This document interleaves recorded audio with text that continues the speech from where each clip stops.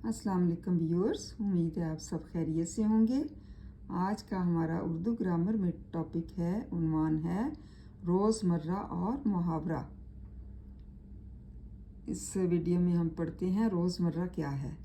रोज़मर्रा उस बोल चाल का नाम है जो ख़ास अहले ज़ुबान इस्तेमाल करते हैं, लेकिन रोज़मर्रा में अल्फाज के इस्तेमाल का एक ख़ास अंदाज़ होता है।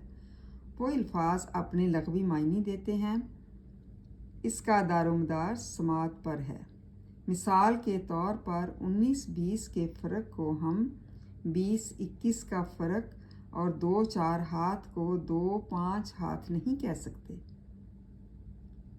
जी मैं बताती हूँ रोज़मर्रा की क्या तारीफ़ है। उस बोलचाल का नाम है रोज़मर्रा जो हम रोज़ बोलते हैं और अपने आम बातों में इस्तेमाल करते हैं। फ़िक्रात जो होते हैं जो ख़ास अहले ज़ुबान जो है इस्तेमाल करते हैं। मतलब अगर हमारी ज़ुबान उर्दू है तो हम वही अल्फाज का इस्तेमाल जारी रखेंगे, लेकिन रोज़मर्रा में अल्फाज के इस्तेमाल का एक ख़ास अंदाज़ होता है, एक अलग से अंदाज़ होता है। वो अल्फाज अपने लग़वी मायने मतलब असली मायने देते हैं।